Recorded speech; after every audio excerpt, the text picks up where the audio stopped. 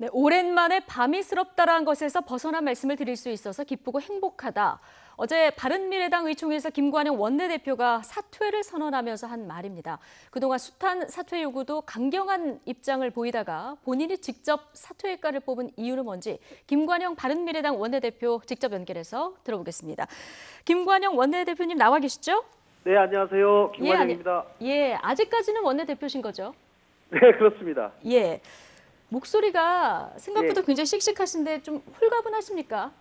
네, 홀가분하고 굉장히 기쁩니다. 어제 또 오늘 원내대책회의를 했는데 오랜만에 원내 부대표 되시는 분들이 전원이 참석하셔서 바른미래당이 정상화되는 모습을 보여드릴 수 있어서 기쁘고요. 또 무엇보다도 어제 의원님들 만장일치로 다른 당과 선거연대나 합당 없이 바른미래당 이름으로 출마하겠다 이렇게 선언을 했고 또 앞으로 화합하고 자강하고 개혁하겠다 이 부분도 같이 의견을 모아주셔서 저로서는 정말 의미 있는 어제 의총이었다 이렇게 생각을 합니다. 네. 그 분위기가 오늘 아침까지 좀 이어지고 있다 이런 말씀이신 거죠? 네, 앞으로도 계속 이어질 겁니다. 또 그렇게 되도록 저도 더 노력하겠습니다.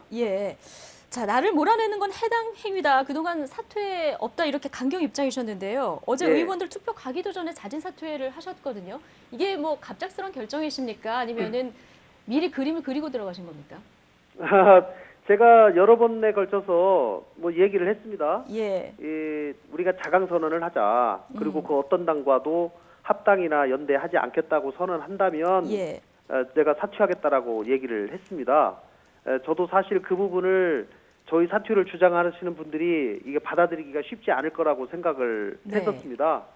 그런데 어제 전체 의원님들이 속에 있는 얘기를 다 하고 또 어떻든지 우리 당이 화합해야 된다라는 다 절실함을 가지고 있기 때문에 다소간의 생각 차이가 다들 있습니다만은 그 생각 차이를 다 양보하시고 어제 그 결의문을 만들어냈기 때문에 저도 이렇게 당의 앞으로 향후 진로에 대해서 명확하게 정해진 이상 제가 당의 화합을 위해서 더 사퇴하는 것이 도움이 된다면 사퇴하는 것이 맞겠다고 제가 생각을 한 거죠. 그러니까 화합의 지금 조건으로 내걸어진 것이 자유한국당, 민주평화당, 민주당 어떤 그 정당과도 연대나 이렇게 합당 없이 앞으로 내년 총선 때까지 바미당 이름으로 가고 국민의 심판을 받겠다 이런 그 약속이 있었던 거 아니겠습니까? 네, 그렇습니다.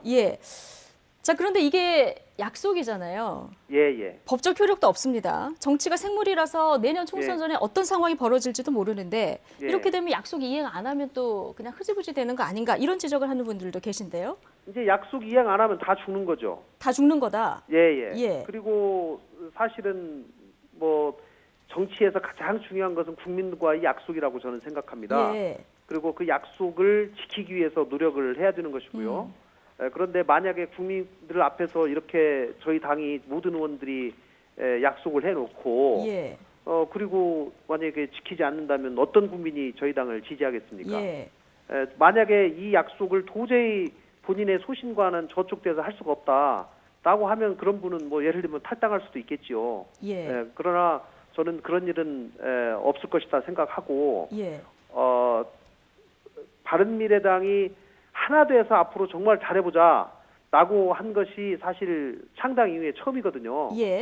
그렇기 때문에 저는 의원님들이 이 약속을 지키기 위해서 최선을 다할 것이다 저는 생각을 합니다. 이 약속 부분이 굉장히 고무적이다 이런 말씀을 해주셨는데 그러면 이현주 의원 마지막으로 당분간은 탈당하는 의원 없다 이렇게 저희가 보면 될까요?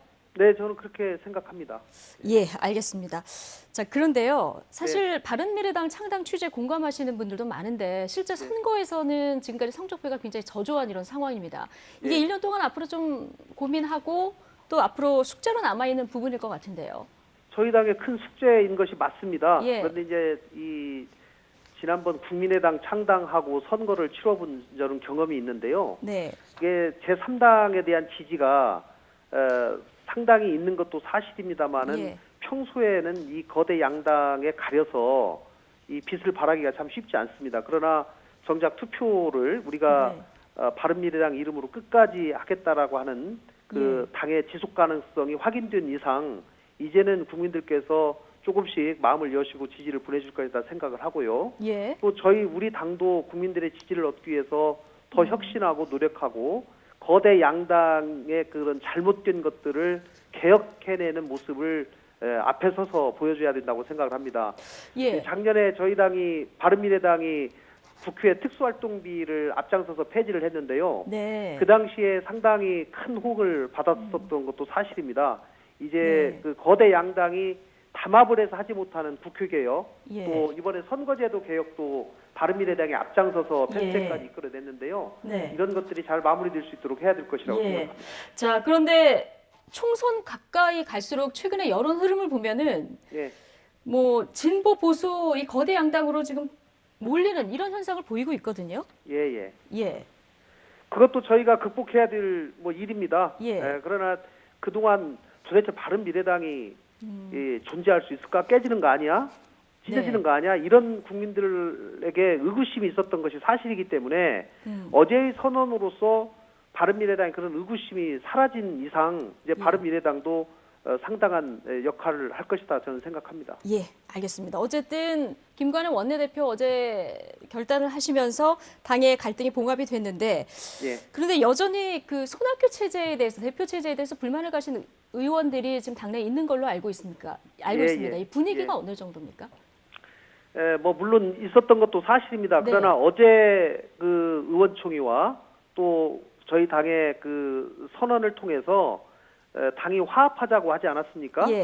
그렇기 때문에 이 부분도 저는 상당히 치유가 됐다고 생각을 하고 치유가 됐다. 어제 또 많은 의원님들이 지도부가 정상화돼야 된다. 그리고 지도부에 복귀할 것을 요청을 드렸고 그동안 지도부에 참석을 하지 않았던 권은희 정책의장님과 김수민 최고위원님은 그 자리에서 복귀하겠다고 약속을 했고요. 다만 하태경 의원님은 어제 약속은 하지는 않으셨습니다. 그러나 저는 하태경 의원님도 당을 사랑하는 마음이고 어제 또 그 결의문에 같이 마음을 모아주셨기 때문에 이제 지도부에 복귀하셔서 앞으로 당이 어떻게 혁신할 것인지 문제에 대해서 같이 토론을 해서 당이 나아갈 바를 같이 의논해야 된다고 생각을 합니다. 충분히 봉합될 수 있다 이런 시각으로 보는 것 같으신데요. 지금 손학규 대표가요 지난 6일 당 의원들과 이제 회동을 했는데 이 자리에서 안철수 전 대표는 내년 총선 전에 돌아와야 한다. 안 전 대표가 다시 잘 될 분위기가 되면 나도 내려올 수 있다. 이런 취지의 발언을 했다는 게 이제 보도가 됐는데요. 이 관련해서 손학규 대표하고 좀 얘기를 나눠보신 게 있으십니까? 손 대표께서 9월 추석 전까지 10%가 안 되면 그만두겠다고 말씀도 하지 않았습니까? 이미 그런 얘기를 하셨죠. 그러나 예를 들면은 내년 총선에 손학규 간판으로 선거를 치르는 것보다 다른 방식, 뭐 많은 분들이 말씀하시지만 뭐 안유 두 분이 당의 전면에 나서서 선거를 치르는 것이 더 도움이 된다고 생각하신다면 저는 그런 순간이 오면 손 대표님께서도 결단을 하실 것이라고 생각을 하고요. 어쨌든지 안 대표님이 실제로 돌아오셔서 할지 여부는 본인의 판단이 일단 가장 중요한 것이 아니겠습니까? 그렇죠.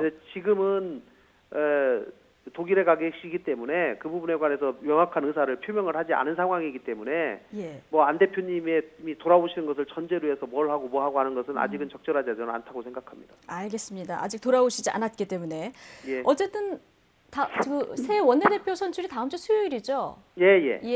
새롭게 원내대표가 되시는 분 이제 당 대표하고의 화합도 굉장히 중요한데 자, 만약에 손학규 대표 체제에 반대하는 의원이 원내대표로 당선이 된다면 이게 또 다른 갈등이 되는 거 아니냐 이런 지적에 대해서는 어떻게 보십니까? 이제 어제 의원총회의 뭐 분위기, 그다음 결의 이런 것들을 통해서 뭐 반대하고 뭐하고 이런 것들은 상당히 저는 이제 화합의 길로 갔다고 생각을 하고요.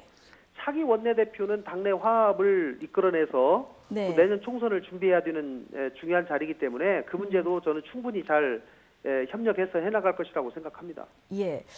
지금 새로운 원내대표 관련해서 또 하나 관심을 모으는 것이 이제 패스트트랙 이미 지정된 이 합의가 어떻게 되느냐 이 부분인데 지금 신임 원내대표로 그 후보로 거론되는 의원들 보면은 김성식 의원, 오신환 의원 그리고 권은희 의원, 유희동 의원 정도 지금 거론이 되고 있는 것 같은데요.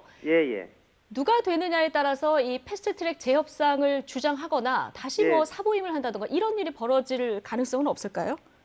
이제 패스트트랙은 이미 완료가 돼버렸기 때문에 예. 패스트트랙을 재협상하거나 뭐 다시 뒤로 도돌릴 수는 없는 겁니다. 네. 다만 본회의장에서 나중에 표결할 때는 의원님들 개별 분들의 소신에 따라 투표하시겠죠. 예. 그러나 저는 일관되게 패스트트랙을 절차가 신속안건 처리로 지정이 됐다 하더라도 네. 국회에서 여야가 합의해서 처리하는 것이 더 옳다라고 생각하기 때문에 네. 앞으로 이미 신속 처리 안건으로 지정된 법안에 대한 협상은 계속 되어야 한다라는 생각을 가지고 있고요. 네. 앞으로 차기 원내대표가 그 부분을 여야 합의하는 과정에서 이미 제출된 법안이 다소 수정되는 것은 저 불가피하다라고 저는 생각합니다. 불가피하다. 예, 나중에 뭐 개별적인 의사표시는 나중에 표결에 가서 하면 된다.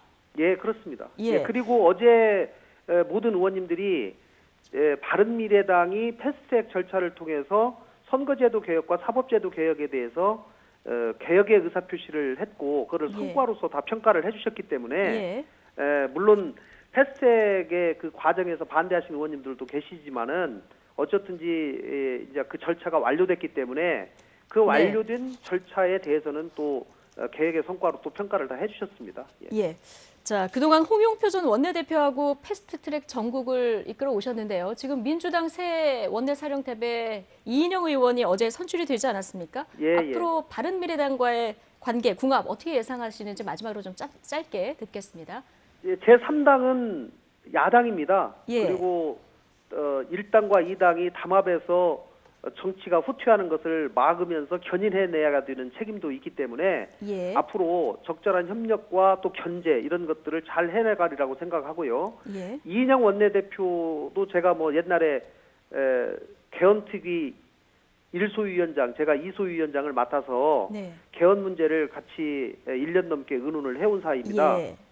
그래서 저는 특히 나경원 대표를 설득해서 국회를 정상화하고 또 나 대표가 개헌을 선거제도와 같이 논의한다면 선거제도 논의도 하겠다 이렇게 말씀하셨기 때문에 이번 기회에 개헌 문제도 같이 논의를 해서 선거제도도 합의 처리하는 것이 맞다 이렇게 생각을 하고 이렇게 꼭 해주실 것을 제가 부탁드립니다. 알겠습니다. 어쨌든 당이 쪼개질 것 같았었는데 갈등이 봉합된 이런 상황입니다. 자, 내년 총선까지 국민을 설득할 수 있는 방안들 많이 마련하시길 바라고요. 오늘 얘기는 여기까지 듣겠습니다. 김관영 의원님 고맙습니다. 네, 감사합니다.